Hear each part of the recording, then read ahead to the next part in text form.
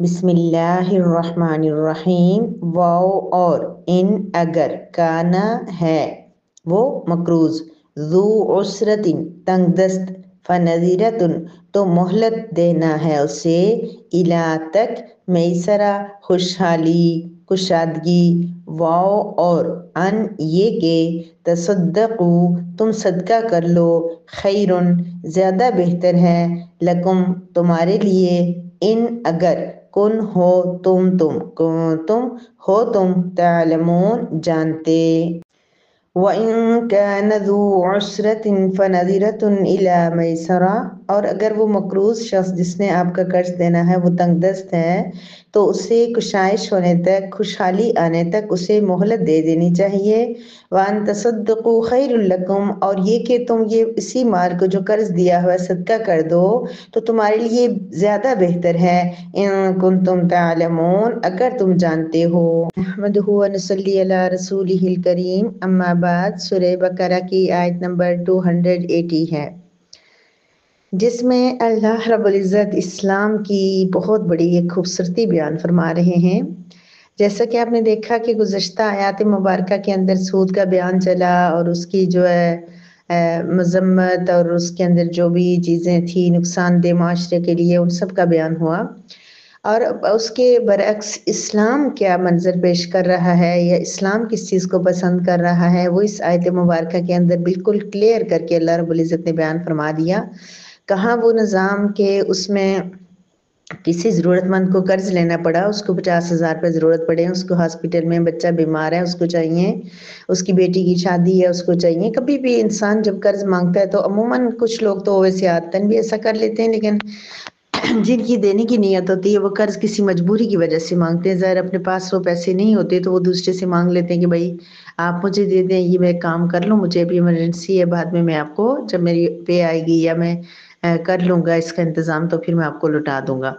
एक मजबूर इंसान कर्ज ले रहा है तो उसके ऊपर सूद की क्या सूरत ये होती है कि उसके साथ 1 महीने का वक्त तय होता है कि अगर 1 महीने में आपने कर्ज दे दिया, 1000 रुपये आपने कर्ज लिया हुआ फॉर एग्जाम्पल, तो आपने जो है ना 1 महीने बाद मुझे इसके बजाय 1200 रुपया देना है, लेकिन अगर महीने बाद नहीं दे सके, मजीद महीना गुजर गया तो वो 1500 हो जाएगा, फिर महीना गुजर गया तो 1800।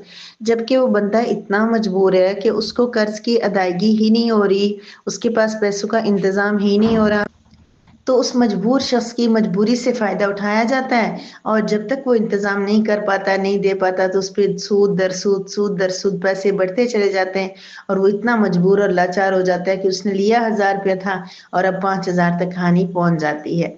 जबकि इस्लाम कौन सा निज़ाम पेश कर रहा है, इस्लाम में क्या कहा जा रहा है। एक मजबूर इंसान ने आपसे कर्ज लिया, 5000 रुपया कर्ज लिया, ज़रूरत के वक्त मांगा, उसकी नीयत और इरादा भी है देने का, लेकिन उसके पास नहीं, उसका इंतजाम नहीं हो पा रहा। फनज़ीरतुन इला मैसरा, उसकी खुशहाली तक उसको मोहलत दे दो, उस वक्त तक उसको तंग ना करो, उसको डिस्टर्ब ना करो जब तक उसके पास पैसों का इंतजाम हो जाता।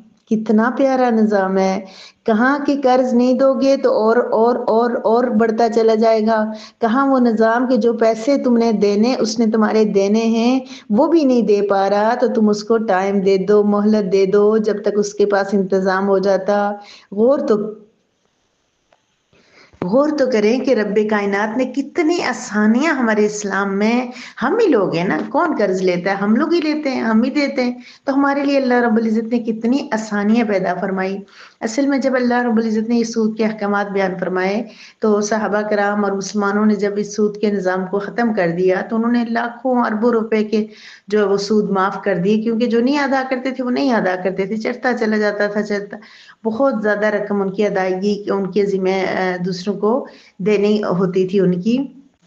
उन्होंने एक इस्लामी जज्बे के साथ जब इतना कर्ज माफ़ कर दिया तो हुआ ये कि अब उनके मकरूज़ बाज़ लोगों के ऐसे हैं कि वो जो रकम असल रकम थी जिसके बाद अब उनका मसलन 5000 का 50 बन चुका था, वो सारा उन्होंने माफ़ कर दिया, वो 5 भी नहीं दे रहे। वो उनका भी उसका उनके पास इंतज़ाम नहीं है। कैसे रियलिटी यही है कि उनके पास इंतज़ाम नहीं होता। तो उन्होंने उनको थोड़ा सा तंग करना शुरू कर दिया कि भाई इतना हमने तुम्हें कर्ज छोड़ दिया है, लाखों रुपया सूद की वजह से हमने छोड़ दिया, अब ये थोड़ा सा जो असल था ये तो दो। थोड़ी सी सख्ती और इस तरह की आ गई तो अल्लाह रब्बुल इज़्ज़त को पसंद नहीं है। अल्लाह पाक ने फरमा दिया कि तुम उनको मोहलत दे दो। अच्छा, कहाँ वो निज़ाम सरासर जुल्म ज्यादती नाइंसाफ़ी पे मबनी, और कहाँ ये खूबसूरत निज़ाम कि हमदर्दी, ताल्लुक़, प्यार, मोहब्बत। और यहाँ पर बात ख़त्म नहीं हुई मेरी प्यारी बहनों। अल्लाह रब्बुल इज़्ज़त क्या फरमा रहे हैं? फरमाया व अन तसद्दक़ू खैरुल लकुम इन कुंतुम तअलमून।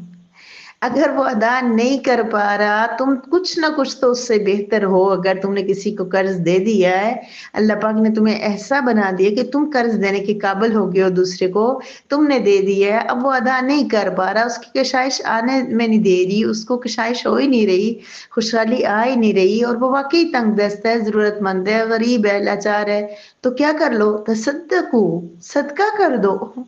मेरी प्यारी बहनों, सदका कर दो। वो पैसे जिसके ऊपर दूसरी अक़वाम या नॉन मुस्लिम या फिर ये कि जो सॉरी नॉन मुस्लिम नहीं, गैर मुस्लिम, या फिर ये कि जो बेअमल मुसलमान है, जिस पे वो बहुत ज़्यादा रकम एक्स्ट्रा लेते हैं, उस पे अल्लाह रब्बुल इज़्ज़त फरमा रहे हैं कि अगर तुम्हारा कर्जदार वो अदा नहीं कर पा रहा, पहली बात उसकी सख्त रियायत करो, उसको वक़्त दो, और फिर भी वो अदा नहीं कर पा रहा तो उसको माफ़ ही कर दो, तसद्दक़ू, सदका कर दो, यानी उसको माफ़ करके सदके की नीयत कर लो।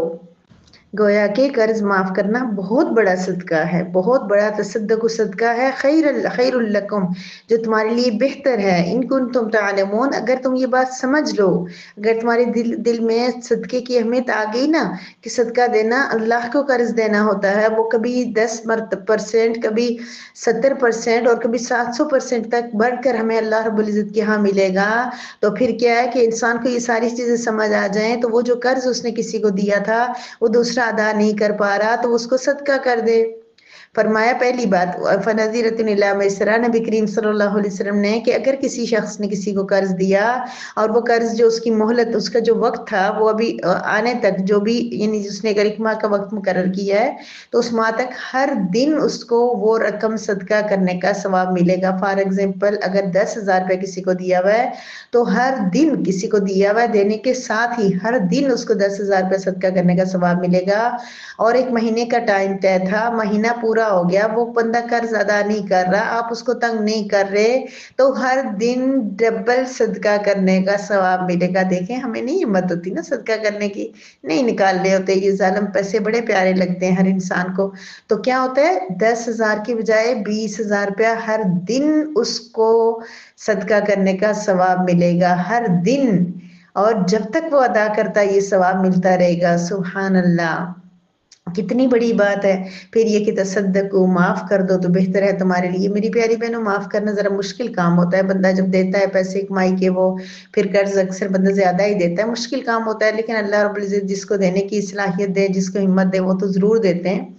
लेकिन एक बड़ी खूबसूरत और अच्छी आदत है, किसी बहुत प्यारे पर्सन के अंदर मैंने देखी, कि जब भी किसी इंसान के फ़ौत होने की खबर मिलती, और मेरे अब्बू जी, अल्लाह रब्बुल इज़्ज़त उनको करवट जन्नत नसीब करे, मैंने अपनी आँखों से कई बार उनको ऐसा देखा कि उनको जब इत्तला मिली कि फ़लाँ आदमी फ़ौत हो गया, तो उन्होंने कहा कि आप गवाह रहें कि मैंने, इस बंदे ने मेरे इतने पैसे देने थे, मैंने इसको माफ़ कर दिया है।